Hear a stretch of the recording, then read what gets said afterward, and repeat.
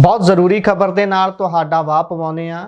America ਤੋਂ 3 ਤਰੀਕ ਨੂੰ ਚੱਲਿਆ ਹੋਇਆ ਇੱਕ ਮਿਲਟਰੀ C-17 ਜਹਾਜ਼ ਪੰਜਾਬ ਦੇ ਅੰਮ੍ਰਿਤਸਰ ਰਾਜਾ ਸਾਂਸੀ ਏਅਰਪੋਰਟ ਦੇ ਉੱਪਰ ਪਹੁੰਚ ਗਿਆ। ਉਸ ਦੇ ਵਿੱਚੋਂ 104 ਭਾਰਤੀ ਉਤਾਰੇ ਗਏ ਨੇ, ਜਿਨ੍ਹਾਂ ਦੇ ਵਿੱਚੋਂ 33 ਦੇ ਕਰੀਬ ਹਰਿਆਣਾ ਅਤੇ ਗੁਜਰਾਤ ਦੇ ਨੇ, 30 ਪੰਜਾਬੀ ਅਤੇ 2 ਜਿਹੜੇ ਨੇ ਉਹ ਚੰਡੀਗੜ੍ਹ ਦੇ ਨਾਲ ਸੰਬੰਧ ਰੱਖਦੇ ਨੇ। ਇਸੇ ਤਰ੍ਹਾਂ कुछ लोग महाराष्ट्र ते यूपी दे भी ने। सवाल ये उठता है कि अमृतसर दे विच ही इस जहाज़ नूं क्यों उतारिया गया। जदों किसी ने भी इंटरव्यू देनी हुंदी है, बायोमैट्रिक कराउणी हुंदी है, तां पंजाब तो बाहर दिल्ली जां मुंबई जाना पैंदा है, पर जदों डिपोर्ट कीते होयां नूं वापस लैके आउणा तां उदों पंजाब चुनिया जांदा है। अजिहा क्यों? इसका जवाब तुसीं भी जरूर सोच के देना।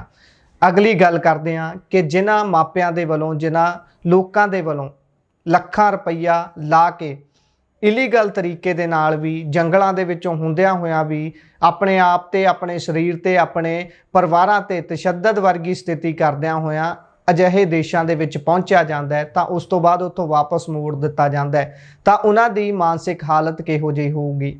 ਕੁਝ ਤਸਵੀਰਾਂ ਵੀ ਉੱਥੋਂ ਸਾਹਮਣੇ ਆ ਰਹੀਆਂ ਸੀ, ਜਿਸ ਦੇ ਵਿੱਚ ਮੀਡੀਆ ਕਰਮੀ ਝੁੰਡ ਬਣਾ ਕੇ ਇੱਕ ਦਾਦੇ ਦੇ ਦੁਆਲੇ ਇਕੱਠੇ ਹੋਏ ਨੇ ਕਿ ਜਿਹੜਾ ਆਖ ਰਿਹਾ ਕਿ ਮੈਂ ਆਪਣੇ ਪੋਤਰੇ ਨੂੰ ਲੈਣ ਆਇਆ, ਹਾਲੇ 15 ਦਿਨ ਪਹਿਲਾਂ ਹੀ ਉਸ ਨੂੰ ਅਮਰੀਕਾ ਘੱਲਿਆ ਸੀ। ਬਹੁਤ ਵੱਡੀ ਗਿਣਤੀ ਉਹਨਾਂ ਲੋਕਾਂ ਦੀ ਹੈ ਜਿਹੜੇ ਲੋੜ ਕਰਕੇ ਗਏ ਨੇ, ਜਿਨ੍ਹਾਂ ਨੇ ਪਿੱਛੇ ਪਰਿਵਾਰ ਦਾ ਸੁਧਾਰ ਕਰਨਾ ਸੀ। ਕੁਝ ਗਿਣਤੀ ਉਹ ਵੀ ਹੈ ਜਿਹੜੇ ਦੇਖੋ ਦੇਖੀ ਜਾ ਰਹੇ ਨੇ ਕਿ ਭਾਈ ਜੇ ਸਾਡੇ ਚਾਚੇ ਮਾਮੇ ਫੁੱਫੜ ਦਾ ਪੁੱਤ ਅਮਰੀਕਾ ਕੈਨੇਡਾ ਬੈਠਾ ਹੈ ਤਾਂ ਅਸੀਂ ਭਾਰਤ 'ਚ ਨਹੀਂ ਰਹਿਣਾ, ਅਸੀਂ ਵੀ ਬਾਹਰ ਜਾਣਾ ਹੈ।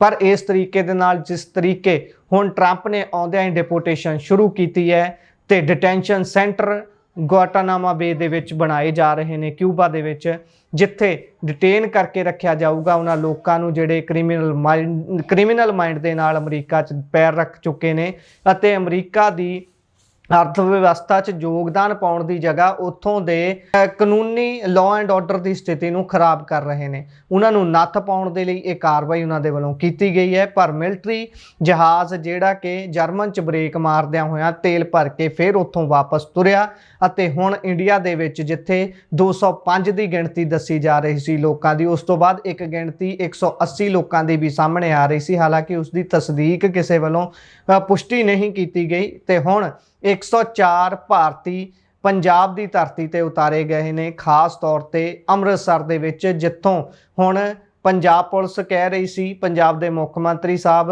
ਦੇ ਨਾਲ ਮੀਟਿੰਗ ਤੋਂ ਬਾਅਦ ਕਿ ਅਸੀਂ ਸ਼ਨਾਖਤ ਕਰਾਂਗੇ ਕਿ ਇਹਨਾਂ ਦੇ ਵਿੱਚੋਂ ਕ੍ਰਿਮੀਨਲ ਬੈਕਗਰਾਊਂਡ ਵਾਲੇ ਕਿੰਨੇ ਲੋਕ ਨੇ, ਉਹਨਾਂ ਦੀ ਪੁੱਛ ਪੜਤਾਲ ਵੀ ਹੋ ਸਕਦੀ ਹੈ, ਉਹਨਾਂ ਨੂੰ ਉੱਥੋਂ ਹੀ ਡਿਟੇਨ ਵੀ ਕੀਤਾ ਜਾ ਸਕਦਾ ਹੈ। ਪਰ ਖਬਰ ਇਹ ਹੈ ਕਿ ਕਿਸੇ ਨੂੰ ਵੀ ਡਿਟੇਨ ਨਹੀਂ ਕੀਤਾ ਗਿਆ, ਕਿਸੇ ਨੂੰ ਵੀ ਕਾਬੂ ਨਹੀਂ ਕੀਤਾ ਗਿਆ ਉੱਥੇ, ਤੇ ਸਾਰਿਆਂ ਨੂੰ ਹੀ ਹੁਣ ਉਹਨਾਂ ਦੇ ਵਿੱਚੋਂ ਕੁਝ ਜਿਹੜੇ ਨੇ ਜਿਹੜੇ ਪੰਜਾਬ, ਹਰਿਆਣਾ ਜਾਂ ਚੰਡੀਗੜ੍ਹ ਨਾਲ ਸੰਬੰਧ ਰੱਖਦੇ ਨੇ ਉਹ ਬਾਈ ਰੋਡ ਆਪਣੇ ਆਪਣੇ ਘਰ ਪਹੁੰਚਣਗੇ ਅਤੇ ਬਾਕੀ ਲੋਕ ਨੇ ਉਹਨਾਂ ਦਾ ਬੰਦੋਬਸਤ ਅੱਗੇ ਕੀਤਾ ਜਾਵੇਗਾ। ਜੇਕਰ ਪੰਜਾਬ ਦੀ ਗੱਲ ਕਰ ਲਈਏ ਤਾਂ ਪੰਜਾਬ ਦੇ ਜਿਹੜੇ 30 ਪੰਜਾਬੀ ਇਸ ਜਹਾਜ਼ ਦੇ ਵਿੱਚ ਪੰਜਾਬ ਉਤਰੇ ਨੇ, ਉਹਨਾਂ ਵਿੱਚੋਂ ਕੁਝ ਬੱਚੇ ਵੀ ਨੇ, ਔਰਤਾਂ ਵੀ ਨੇ, ਤੇ ਅੰਮ੍ਰਿਤਸਰ ਦੇ ਨਾਲ 5, ਗੁਰਦਾਸਪੁਰ ਤੋਂ 1, ਤਰਨਤਾਰਨ ਤੋਂ 1, ਜਲੰਧਰ ਤੋਂ 4, ਕਪੂਰਥਲਾ ਤੋਂ 6, ਹੁਸ਼ਿਆਰਪੁਰ ਤੋਂ 2, ਲੁਧਿਆਣਾ ਤੋਂ ਵੀ 2, ਸ਼ਹੀਦ ਭਗਤ ਸਿੰਘ ਨਗਰ ਤੋਂ ਵੀ 2, ਪਟਿਆਲਾ ਤੋਂ 4, ਸੰਗਰੂਰ ਤੇ ਸ਼ਹੀਦ ਸਾਹਿਬਜ਼ਾਦਾ ਅਜੀਤ ਸਿੰਘ ਨਗਰ ਤੋਂ 1, ਫਤਿਹਗੜ੍ਹ ਸਾਹਿਬ ਤੋਂ ਵੀ 1,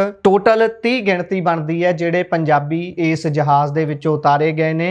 ਮੋਦੀ ਹੋਣਾ ਦਾ ਜਿਹੜਾ ਗੁਜਰਾਤ ਹੈ, ਜਿੱਥੋਂ ਦੇ ਉਹ ਮੁੱਖ ਮੰਤਰੀ ਵੀ ਰਹੇ ਨੇ, ਉੱਥੋਂ ਦੀ ਵੀ ਵੱਡੀ ਗਿਣਤੀ ਹੈ। ਪਰ ਕੀ ਪੰਜਾਬੀਆਂ ਨੂੰ ਬਦਨਾਮ ਕਰਨਾ ਸੀ, ਜਿਸ ਕਰਕੇ ਇਸ ਐਵੀਏਸ਼ਨ ਵਿਭਾਗ ਦੇ ਵੱਲੋਂ ਇਸ ਜਿਹੜਾ ਮਿਲਟਰੀ ਜਹਾਜ਼ ਸੀ C-17 ਅਮਰੀਕਾ ਦਾ, ਉਸ ਨੂੰ ਪੰਜਾਬ 'ਚ ਹੀ ਉਤਰਨ ਦੀ ਇਜਾਜ਼ਤ ਦਿੱਤੀ ਗਈ ਵੀ ਭਾਈ ਉੱਥੇ ਲਾ ਲਓ।